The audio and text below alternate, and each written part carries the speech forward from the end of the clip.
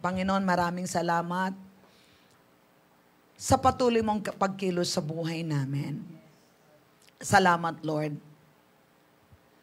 na itinayo mo ang iglesyang ito sa lugar na to for broken vessels to become your vessels. Thank you, God, for fixing us to become your vessels. Thank you for working in us so that you can work through us. Lord, we thank you for your word again today. Thank you for feeding us. Thank you, Lord God, for more wisdom, more revelation, more spiritual understanding. And we pray, I pray, Lord, that your people in this place, even those who are joining us online, Lord, that their heart be open and be flooded with more light as the entrance of your word come in their hearts, Lord.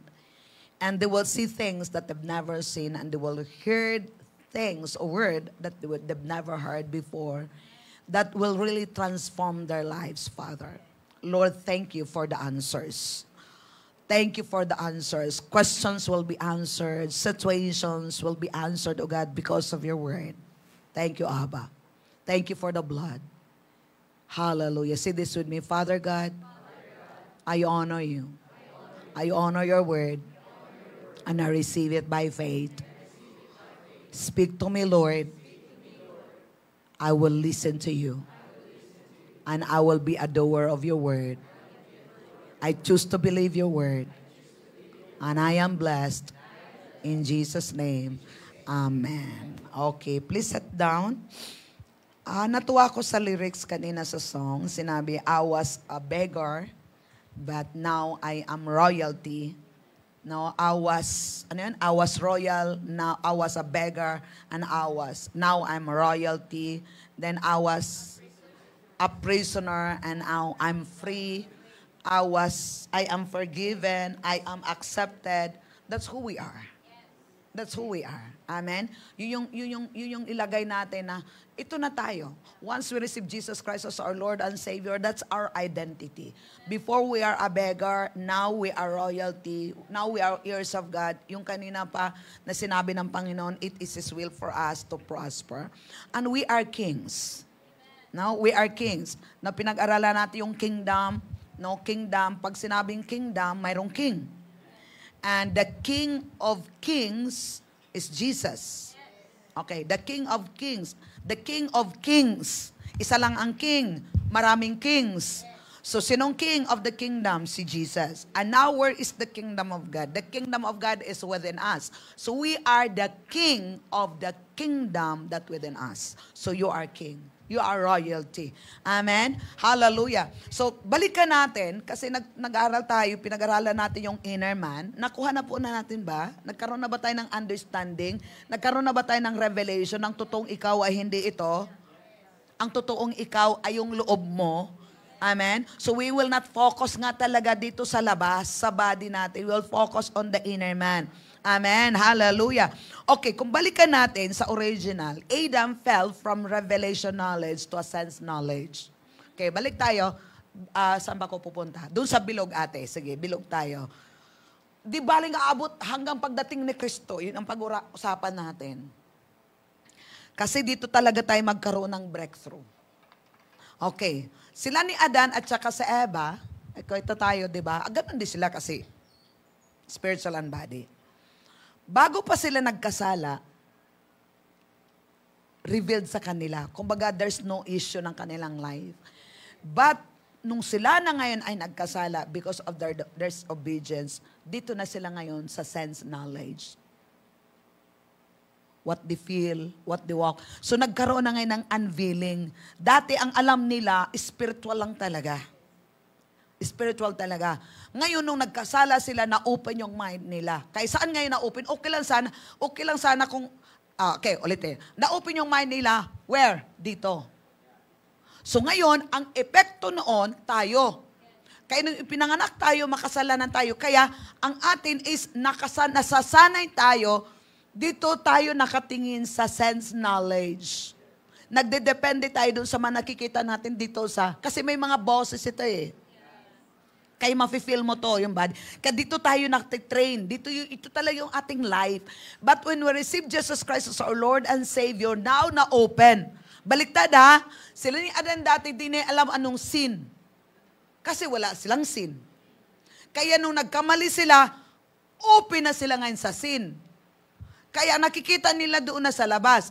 Nung ipinanganak tayo, dahil makasalanan tayo, dahil nagkakasala sila. Kaya bukas din ang ating mata doon sa kasalanan. Ngayon, nung tinanggap mo si Jesus Christ sa buhay mo, bumaliktad na. Ngayon, nabuksan na yung mata mo sa katotohanan. Nakuha natin? Ngayon, kaya ito yung lagi nating inaaral. Na matrain tayo, retrain. Ayan, ma-retrain yung mind natin na hindi tayo dito na ngayon. Ang totoong ikaw dito. Na hindi tayo dito kaya itong preaching dito lagi ay nire-retrain. Kasi na-train tayo dito sa mundo, ngayon nire-retrain tayo na hindi nga sa mundo, dito sa loob. Spiritual. Hindi natural, but spiritual. Kumaga, yung ginawa ni Lord kay Adam before, binalik niya doon. Hindi din madali kina Adan at saka kay Eva nung nagkasala sila kasi hindi nila alam eh. Nag-gets natin? So walang kaibahan. Hirap sila mamuhay sa mundo kasi hindi naman yung mundo nila.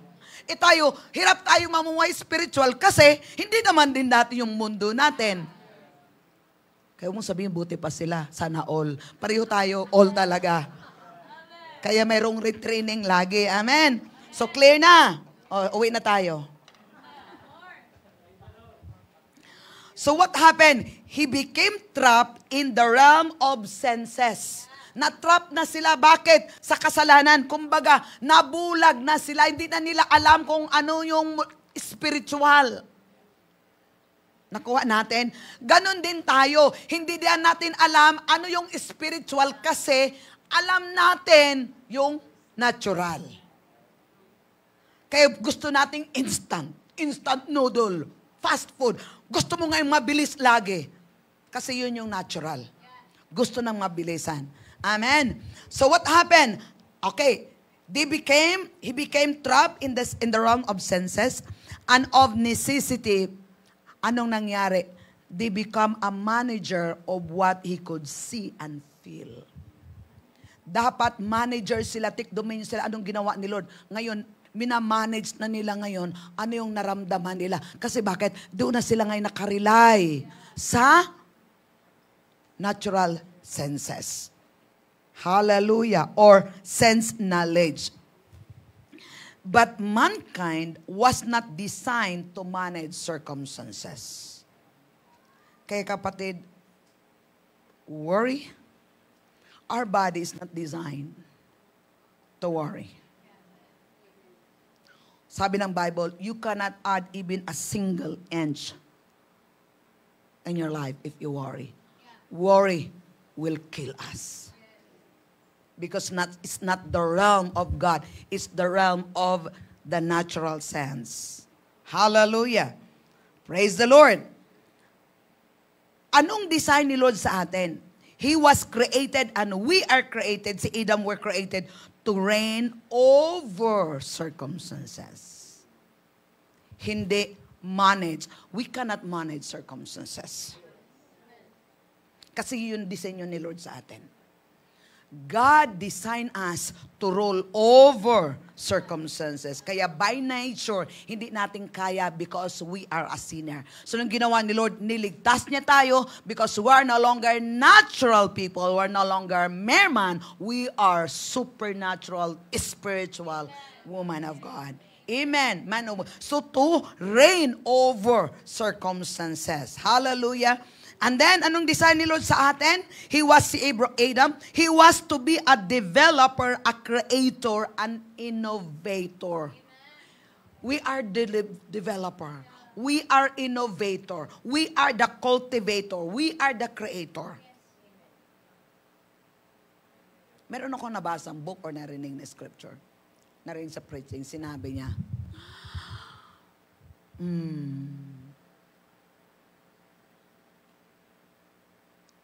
Ano sinabi? Ang lagi nating naririnig, they discover it. They invented. Pag sinabing invention, they just recover it. Revealed it. Ibig sabihin, there's something built in now with them and they were able to discover it. Kaya nagawa nila yan. Na-invent nila yung mga bagay na yan. Amen? So, God put something built in the inside of us to develop, to create, and to innovate something. Amen? That no one can do it except you because you are designed, purposed by God to do it. To make it. Amen. Ngayon, kung hindi nga nakarely tayo dito sa sense knowledge, hindi mo yung ma-discover kasi dito yon. It's by revelation. Amen? Ma-discover mo kung ano ka. O ako, saan ko na-discover yun? Dito. As we continue to follow the plan of God, doon natin ma-discover, ito pala yung purpose ni Lord sa buhay ko. Your parents doesn't know. Ang cute talaga itong dalawa. Si nanay ganun na. Tapos si nanay Mercedes ganun din. Lagyan ka natin dito ng CCTV. Ganun si nanay. Si nanay Mercedes din ha. Nay, tumigil ka rin. Sinisilip ka lagi nanay Mercedes. Buti na lang, mabait ako nanay ko kasi. Ang natulog! Revelation 19, verse 6. Tingnan natin sa Revelation 19. Uy, ingat kayo kasi yung matulog kayo, yung katabi mo, si nanay, matulog na kasi nanay Mercedes, lagi kang sinisilip, ginagano, no? Nanay pa naman kita. Sabi, Pastora, gagalit dito pag natutulog, pero yung nanay niya, hindi niya sinisita. Okay. Revelation 19, verse 6. And I heard, as it were, the voice of a great multitude, as the sound of many waters, and as the sound of mighty thundering, saying, Hallelujah! For the Lord God omnipotent reigns. Sino to? Si Jesus. Si Jesus. Amen? And then, si Jesus yung kings. And who are those kings? Yung sinabi ko kanina, there is a king. King of kings. Sino yung kings? Ikaw yun, si kings. Pastora, di ba laki yun? Wala namang gender ng Holy Spirit eh. Walang gender ang Spirit. Amen. Hallelujah. Kaya kings ka.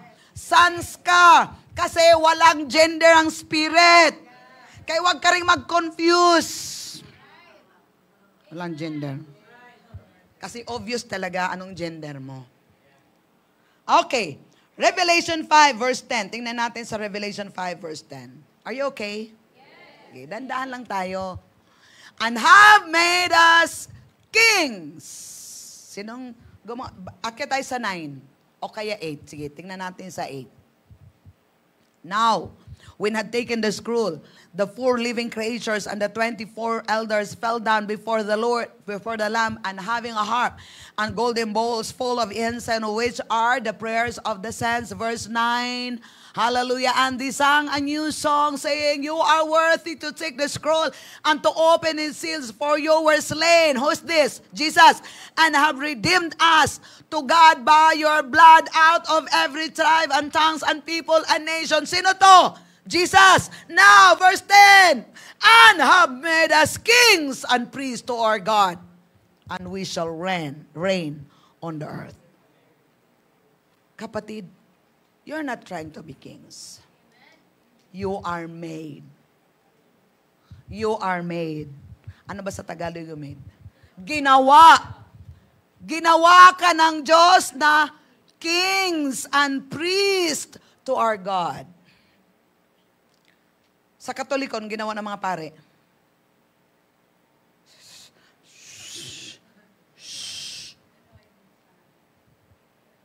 Di ba? Service. Yung ginawa ng mga pare. Wala na sila. Hindi nila alam. Praise the Lord, walang Katoliko pala dito. Walang alam. O kaya binura na ng Diyos sa inyo lahat. Diba? They bring the offering sa service. Kaya grabe yung honor nila sa pari. Saan ka magkumpisal? Sa pari. Hindi mo na kailangan mag-aral ng 10 taon para magiging pari religion. God made you kings and priests to our God, and we shall reign on earth. Anong purpose niya? So that you shall reign on earth. Kapatid, ginawa ka niya para mag-reign ka. Tignan natin sa Tagalog. Ahaha. Ginawa niyo silang mga hari. Ayan. At mga pari upang maglingkod sa ating Diyos at maghahari sila sa mundo. Ikaw ang maghahari sa mundo. Ginawa tayo ng Diyos na hari at mga pari upang maglingkod sa ating Diyos, hindi sa simbahan, sa Diyos at maghahari sila sa mundo. Ikaw ang maghahari sa mundo, hindi yung mga demonyo ang maghahari sa mundong ito. Yun ang pagkalikha ng Diyos sa'yo. Yun ang ginawa ng Diyos sa atin. Nung tinanggap natin si Jesus sa buhay po natin, ginawa tayong hari at mga pari upang maglingkod sa Diyos, hindi sa relihiyon. Preacher. At maghahari sila sa mundo. Kaya kapatid, huwag nating sabihin, bakit pa ako nabuhay sa mundong ito? Para maghari ka.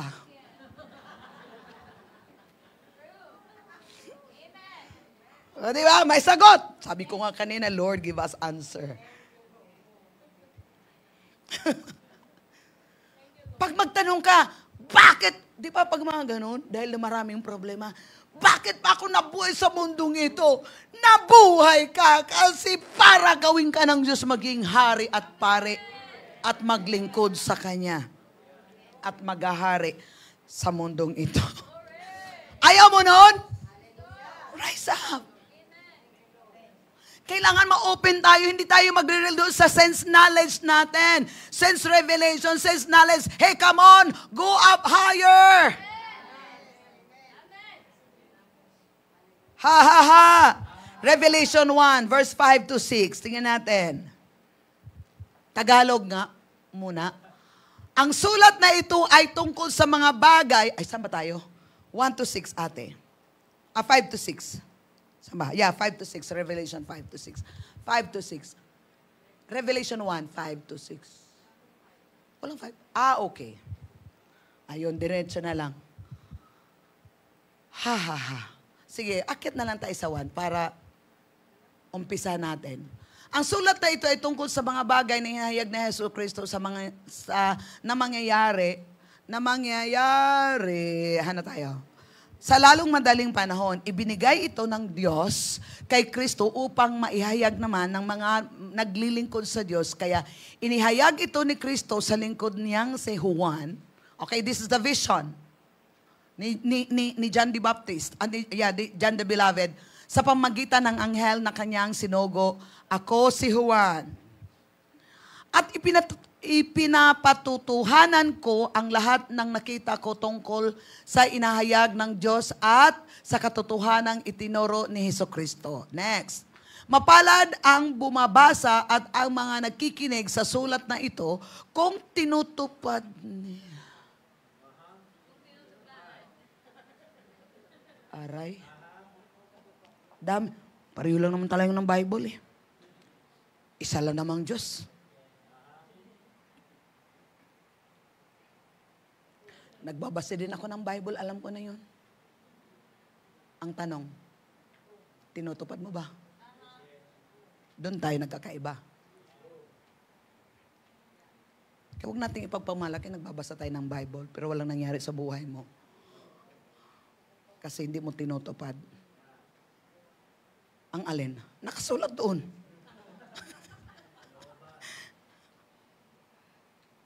Ito yung sinabi ng Bible, imang ginagawa mo. Nakuha natin. Kaya minsan intindihin natin yung pagbabasa ng Biblia eh. Akala natin ginawa natin, pero pagbalikan mo, ay oo nga, ano. Mapalad ang bumabasa at ang mga nakikinig sa sulat na ito, tandahanin ko lang. Kung tinutupad ang nakasulat dito, sapagkat ang mga sinasabi rito ay malapit ng mangyayari. Next verse. 4. Mula kay Juan, para sa 7 iglesia, sa probinsya, tamang-tama, Chan Asia tayo. Praise the Lord! Sumainyo nawa ang pagpapala at kapayapaang galing sa Diyos, sa Espiritu at kay Kristo, kung tungkol sa Diyos, siya ay hindi nagbabago ngayon, noon. Next verse. Ginawa niya tayo mga hari at mga pari upang maglingkod sa Diyos na kanyang Ama. Sa Kanya ang kaluwalhatian at ang kapangyarihan magpakailanman. So, dalawang scripture na.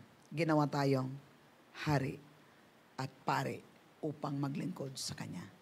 Amen. Kaya kung hindi natin identify, alam natin yung identity natin, we are disqualifying ourselves to serve the living God. Amen. Hallelujah. Praise God. Ha, ha, ha. So we are, by design and by nature, ruling class of people. Kaya, yun yung identity natin. Anak tayo ng Diyos. Sa Romans 5:17, tingnan natin sa Romans 5:17. Ay ate, pakibukas nga sa Revelation 5. Nabasa na ba natin to? Revelation 5 verse 10. Ayan, nabasa na natin. Okay. Romans 5:17. Tingnan natin. So alam natin ginawa tayong hari at mga pari upang maglingkod sa Diyos at tayo ay maghahari sa mundong ito. Nakuha natin. Ngayon, kung sa tingin mo ikaw ay hari at pari na, you're qualified to serve the Lord. Ang tanong, bakit ayaw mo mag-serve? That's the purpose. Kung bakit tayo nilikha ng Diyos. Kung bakit tayo niligtas ng Diyos. No? We are God's workmanship created in Him that we may do the good works that God prepared before the foundation of the world. Kaya niligtas tayo ng Panginoon dahil may purpose siya sa atin maglingkod sa Kanya. Amen. Hallelujah. Romans 5:17. Dahil sa kasalanan ng isang tao, naghari ang kamatayan. Dahil sa kasalanan ni Adan, naghari ang kamatayan. Pero dahil sa ginawa ng isa pang tao na si Jesucristo, ang mga taong tumanggap ng masaganang biyaya at kaloob ng Diyos ay itinuturing niyang matuwid at maghahari sila sa buhay na walang hanggan. Napansin niyo ba yon? Consistent yung word maghahari. Ruling and reigning. Hindi maghahari yung problema sa buhay mo. Ano bang naghihari sa problema mo? Yung buhay mo, yung demonyo, o si Kristo? Amen. Hallelujah. Tingnan natin ate sa Amplified. Yan, Amplified. Nakuha natin. Seed lang to seed.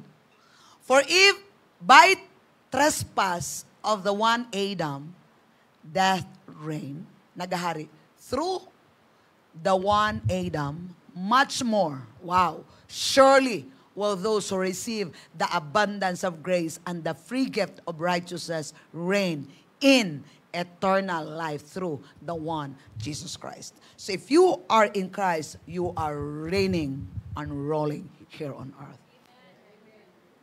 Tinawag tayo maghari. The world are waiting for the children of God to rise up and reign. over this earth.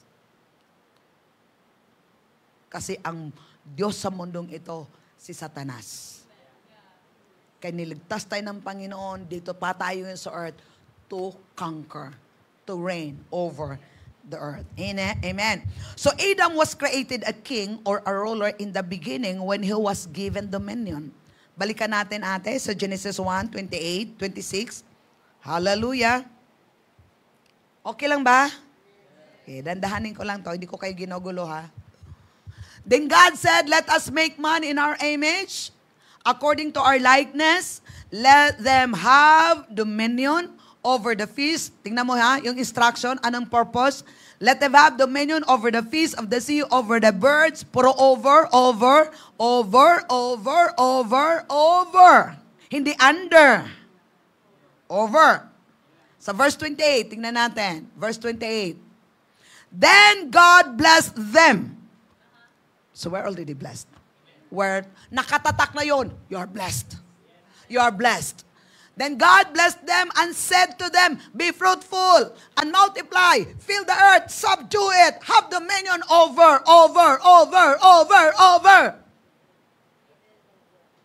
Subdue. May trabaho tayo. Kaya binigyan ni Lord sa atin yung authority. Amen. Power and authority. Hallelujah. Anong ibig sabihin ng dominion? Over is a consistent theme in this verse. Over. Kaya we will reign over our circumstances. Ano mang challenge sa buhay po natin, hindi tayo dinisign ng Diyos para under our circumstances. God designed us over our circumstances. We are called to roll over circumstances and the natural realm as we are under the word of the kingdom. Hallelujah. As we put ourselves under the word, we are ruling over our circumstances. Amen. Kaya totoo, pag wala tayong knowledge pa sa word of God, ano nangyari? Yung problema mo dito ka. Pasan mong dinig Sharon Cuneta. Pero yung word of God necessary na. Kagaya sa testimony ni Jacob. Para mga scammer pala dapat sila kahapon. Pero anong ginawa nila? They take dominion. This is a fully funded. Let's rejoice. That's the picture of over. Ruling over circumstances. You're not focusing on the situation. You're focusing on the promises of God. Amen. Hallelujah. So your kingdom will only be effective as your degree of submission to the one who gave you that dominion. Amen. Jesus is the king over the other kings. He is the Lord over the other lords. If we put ourselves under His word, now you will take over circumstances. Anong na-receive sa prayer? Fully funded. Whose word? The Lord. We get that in prayer. That is a revelation. This is a fully funded. Nakuha natin. Balik tayo sa bilog. Nag-pray kami in the Spirit. Saan kami nag-pray? Dito kami nag-focus. Praying in the Spirit. Hindi in the natural. Hindi, Lord, paano to? Wala kaming pera. Anong gagawin namin, Lord? We pray. Philippians 4:6, do not be anxious about anything. By prayer and petition, present your request to God. So we pray. Nung nag-pray kami, tinap-in namin to dito. Nung tinap-in namin, Ate Rans came out. Fully funded. Nakuha natin? Ate Rans. That is revelation, Ate Rans. Ngayon, yung circumstances, walang pambayad. Kaya nag-scam sila eh. Let's just use that word as an illustration, example. But we prayed. God gave us the word. And what they did? They keep holding that word. They keep putting that word. They were not moved in the outside circumstances. They have hugot word. They did not let go of the word. And then, why? God has a plan. Once we follow the plan of God, there's always a provision. Alam ba namin yung air fryer? May laman pala. Si Abraham, alam ba niya may tupa doon sa ano? Don't figure it out. Where the money come from. Kung saan niya nilalagay yun. It's not your problem. Hawakan mo lang yung sinabi niya. Put in your word, mouth. And the word become flesh. Blue, daming blue! Siguro ginaganong-ganon muna nila yun. Kasi matitigas eh. Nakita natin, don't rely. Kay born again ka, gawa ka niyang priest. We roll over circumstances. Amen. Pero pag if-figure out mo yun, yun na yun, kalaban mo, sarili mo na. At wala talagang mangyayari. Amen? Because you are fully occupied. Ang tawag sa'yo, isip mo, puno na ng pera. Pero ang bulsa mo, walang pera. Pera, saan kayong pera? Pera. Pati mata mo, duling-duling na saan ang pera. Naghanap ka. Ha, ha, ha! Gusto niyo bang maging anak ng Diyos? Eh, maglingkod kayo. I-flash mo nga talaga. Mukhang kanina po yan, ani. Yung poster natin, sige nga, mang-recruit tayo. Sige nga, mang-recruit tayo. The Lord wants us to prosper. Sige, flash mo mga yan.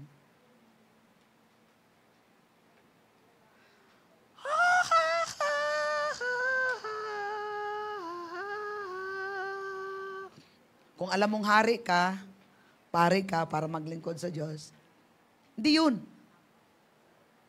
Isa pa.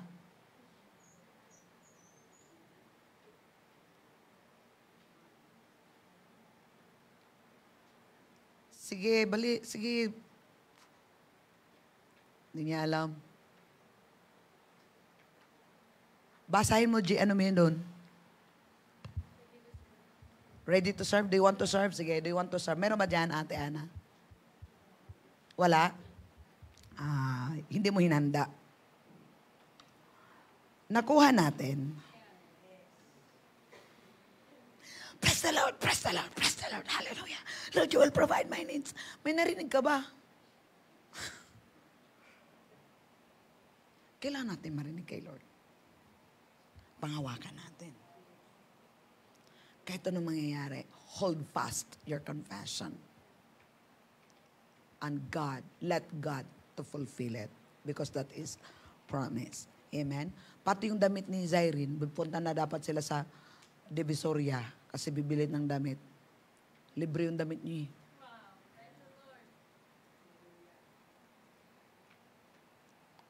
May nag-sponsor ng kanyang damit. So we need to put ourselves in the Word of God. Ano bang sinabi ni Lord sa atin? Hindi kasi talaga siya madali. Kaya kailangan natin ng training. Kaya natin i-retrain yung ating mind. Kasi pag hindi siya, ito yung purpose ng church. Na i-retrain yung ating mind. Kaya renewing. Bakit i-renew? Kasi may narang laman. Expire na. Hoy, yung renew kaya expire na yun. Expire na. Bakit nag-expire siya? Nung tinanggap mo si Jesus Christ, hindi na ikaw yung bago ka na, kaya i-renew mo na yung isip mo. Kasi expire na yun. It doesn't work na. Yung works natin, hindi na yun. Yung good works natin, hindi na yun. Ito yung bago. Ito yung bagong, kaya tinatawag bagong tipan, yung covenant eh. Kaya kailangan natin i-renew yung mind natin. I-retrain natin yung mind natin. Amen? Understanding humility. What is humility? Ano talaga? Basta humble ka lang talaga. Mag-humble ka lang talaga. Humble ka lang talaga. Gaano ba talaga ka-humble? Ano ba talagang kailangan ko put low? Hanggang anong low? Nag-humble na naguguluhan na tuloy. Okay. How low do you have to go? Under this word. Sinabi ni Lord, do not sleep. Don't sleep. Sinabi ni Lord, do not worry. Do not worry. Pag sinabi ni Lord, consider it pure joy when you persevere so many trials, consider it pure joy. Yung binasa kanina sa Psalm 31, ang sinabi, I will bless the Lord at all times, and I will continually, praise is in your mouth, do it. Sinabi ni Lord, always give thanks to the Lord, give thanks to the Lord. That's how we put. Kaya madali na lang talaga kung yung heart natin talaga i-open. Kung tayo po ay nagdesisyon na talagang, Lord, all out na ako, Lord, susunod ako sa iyo, Lord. Oo, merong flesh, kaya may hirap kasi meron tayong flesh. Pero once na mag-decide tayo, mayroong grace. Kaya hindi yun excuse din na mayroong kang flesh. Totoo, mayroong kang flesh. Pero hindi ka naman flesh. So yung decision natin yun. Put under yourself. Kaya hindi siya automatic. Kaya kailangan natin ang hearing, the preaching of the Word of God. Tapos pag may nakukuha ka, isa, sige, apply mo. May nakukuha ka, sige, apply mo. Hindi ang hearing ka ng hearing, wala namang application. Kaya wala talagang nangyari. Amen. I-apply natin ang Word. You will only rule over things in life to the degree that you are or you bring yourself under in agreement with God, what God says. Si Lord ay hindi mababago at hindi na talaga siya magbago. Ito ay nasusulat. Kuha natin. Lahat ng batas sa mundong ito ay nanggagaling din dito. Ito talaga yung pinaka-final authority. At alam mo, ang gusto ni Lord, mag-agree ka lang.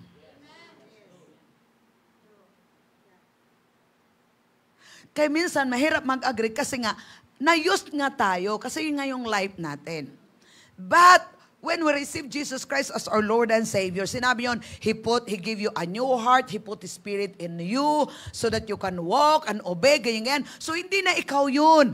Binago ka na ng Diyos. So, ngayon, ang kailangan natin, mag-decision tayo, kaya offer your body, renew your mind, let God transform you. So, pag nakuha natin yun, Lord, yes Lord, I agree with you. And then, eto na. Hindi siya din automatic. Sige Lord, di ba sinabi mo? Di ba Lord, sinabi mo? Di ba Lord, sinabi mo? Di ba sinabi mo? Di ba sinabi mo? Tas ito pa, meron din akong nabasang book. Na kagaya ng bata, infant, di ba? Hindi naman alam magsalita yun, di ba? Ang alam nung kain lang at saka iyak. Pero ang ginawa ng mga magulang, tinuturuan. Nag-aagawan sa si mama at saka si papa. Si Lola sumasali pa. Mama. Papa. Lola. Tapos ito na yun, nagsalita ng bata. Ang unang nabanggit, Papa. Tuwang-tuwa na, ini-interpret niya, Papa, tingnan mo, Papa. Tuwang-tuwa siya. Kasi bakit? Yung bata, unti-unting natututo magsalita, kahit hindi mo talaga, pero alam mo yung pick up talaga ng magulang? Si Josiah, magsalita, hindi ko maintindihan. Ano ngayon? May interpreter, magulang nila eh. Ano daw? Like God. Hindi man natin maintindihan.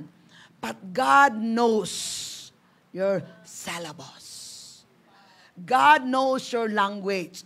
Okay, sinabi niya, Papa. Sinabi ng bata, Papa. So, ibig sabihin, now you are saying what the Father is teaching you the Word. Papa. And then he's excited. He's very happy. Ganon din ang Word of God. Once you start speaking His Word, He is rejoicing. And He said, no word will come out in your mouth, will return void, and it shall accomplish. Grabe nga, no? Ang gusto niya na matuto tayong magsalita ng kanyang salita. Walang iba. Because when we speak the word, hindi na yung babalik. He will perform it. Why? Because it is a promise. Hindi kasi siya magsalita na kasi wala siya dito eh. Kaya hindi dito siya sa atin. Ginawa niya tayong mga bibig. We are the body of Christ. We are the mouthpiece of God. We are the hands of God. We are the feet of God. Wherever we go, God is going with us. Whatever you say, He's speaking through us. Ngayon, kung hindi tayo marunong magsalita ng kanyang salita, edi kaninong sinasalita natin? We have what we say. As we grow, yung bata hindi na utal-utal. Natututo na magsalita. The Lord wants us to grow up. To be matured. Know how to speak. The word. Which is word. Which is covenant. Every time you speak the word, you speak God. And there's power. Kaya hindi siya complicated. We just learn to speak the word. But first, you must believe. Because if you don't believe, kung hindi kayo nag-believe that your wedding is fully funded, will you put it in your mouth?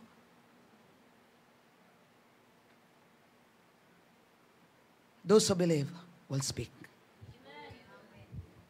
Yea, believing, rejoicing. And how do you know? What is the proof that you are believing? You are rejoicing. You are not murmuring.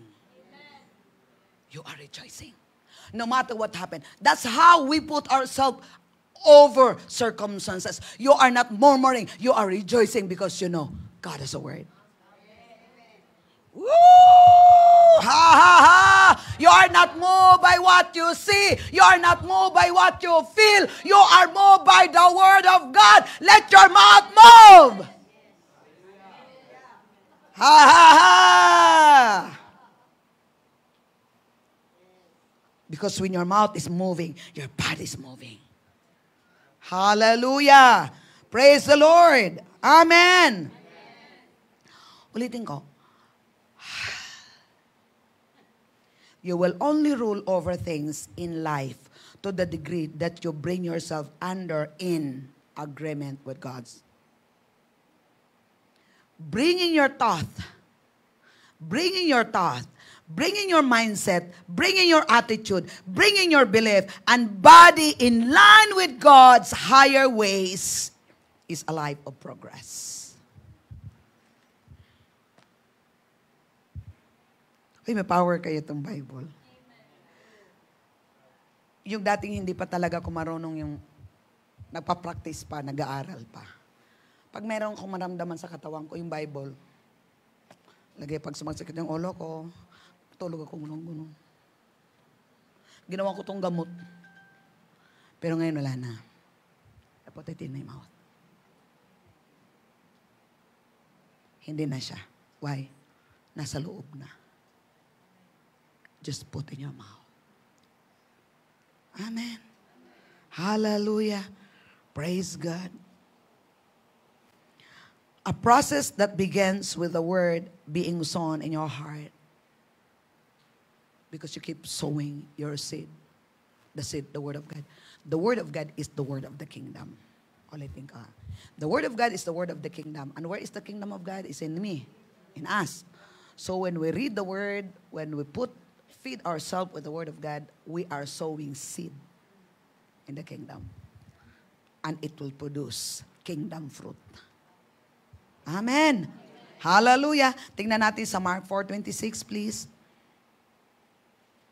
Are you excited? Nag-answer ba sa ating mga Okay, and he said, the kingdom of God is as if a man scatters seed on the ground. Our heart is a ground. Kaya be careful kung anong tinatanim natin. Bakit ganitong problema ko ngayon? Ano bang tinatanim mo? Ano bang sinasabi mo? Ano bang pinapakinggan mo? Ano bang pinapanood mo? These are the portals.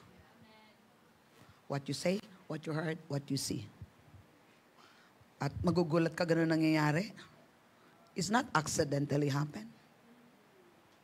You're put sowing. Then suddenly, ito na yung nangyari. Manifestation. Amen? 1 Peter 5 verse 6. Tingnan natin.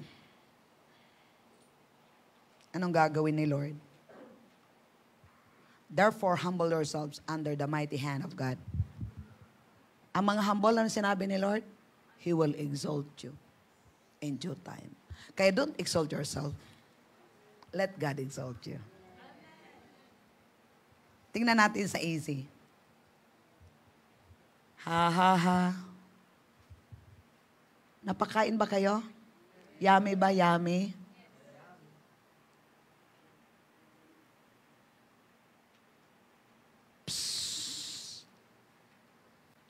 So, mayroong Kingdom Seminar sa Batangas. Kung nag-guess kayo sa Chan 20, todo na to. So, itudo mo na. Registered ka na. Remember that God is strong and powerful. Remember. Tapos ayaw mo matakot kay Lord. Kayo nga magbasa, please.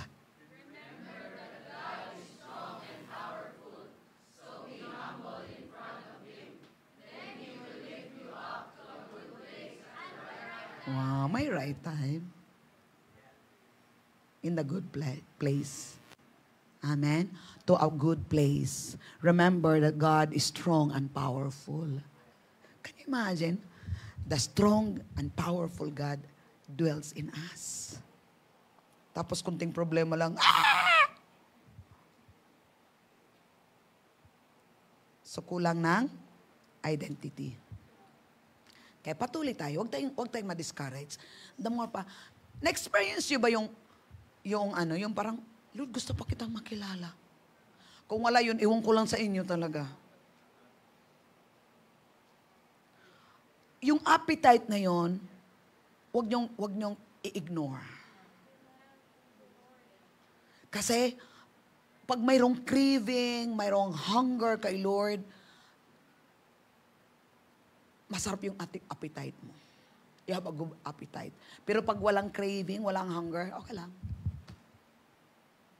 Pupunta ba ako sa church o hindi? Magbasa ba ako ng Bible o hindi? Ayoko na lang magpe-pray in tongues. Pero pag craving ka, gawin mong lahat.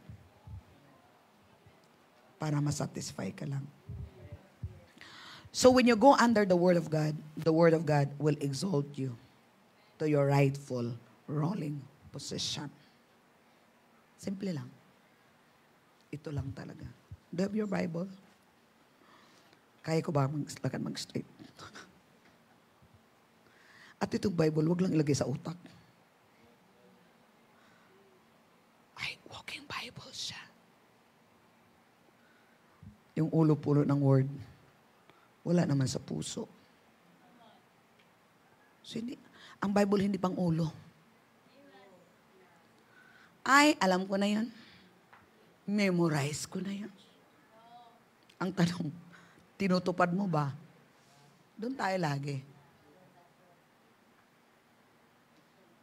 Yung mga taong puno ng utak ng Word of God, parang may mga hydrocephalus. Ano ba yung malaking ulo? Sabi nila, pag ang tao daw ay umiinom ng alak, huwag ilagay sa ulo. Kasi pag ilagay sa ulo, mamaya may patayan.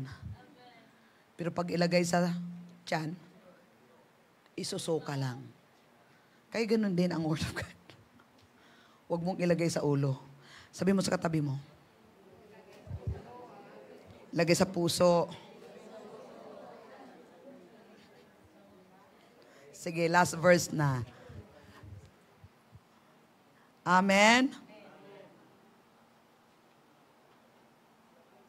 Sige, mukhang doon muna tayo. Proverbs 4, verse 20, NLT Ate Ana, hanggang 24. I think 24. Sige. Balikan natin itong scripture na to. Sige, kayo magbasa please.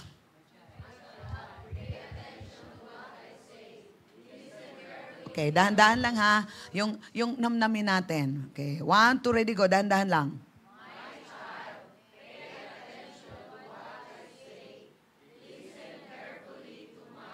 Ano sinabi? Listen carefully. Ang tanong, nakikinig ba kayo ng maayos ngayon? Okay, check. Verse 2, 22. Okay, go.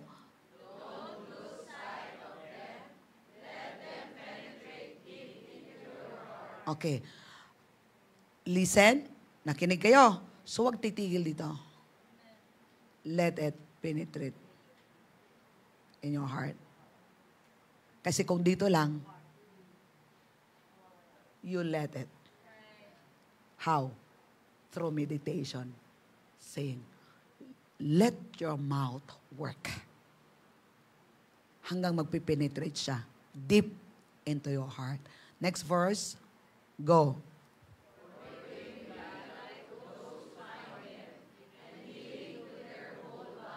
Okay. Balikan natin. Stop lang muna yan. What if I'm not hearing carefully? Wala kang maririnig. Walang magpipenetrate. Kaya walang healing. Walang life. Nagbasa naman ng Bible. Lagi naman sa church. Ba't walang nangyari? Not listening carefully. Hindi nagpipenetrate. Didn't find it. What's in the Word? May process. Huwag naman natin, ay, pinoprocess ako ni Lord ngayon. Tumigil ka. Hayaan mo yung Word magpaprocess sa'yo. By you renewing our mind. I'm still your friend? Okay, good. Next verse. Look. Go.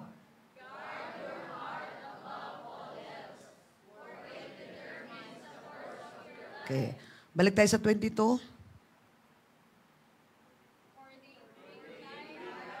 Okay, 21, please.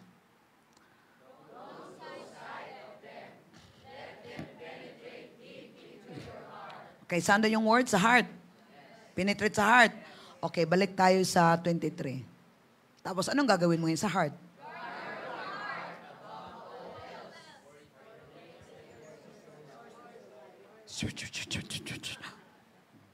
Yun na yun. Narinig mo yung word, ipapenetrate mo sa heart, kasi yun yung life. I-guard mo din yung heart. Kasi pag hindi mo i-guard yung heart mo, tangay yung word. Kaya ito nangyari. Nagtaka ka. Because it determines the course of your life. Nakuha natin. Mahirap, madali. Oh, di ba? Kunti lang nasabing madali. Sige, maraming mahirap. Parang 1 plus 1 plus 1 plus 1, sabi ni J4. 1. Di ba? Why? Understanding.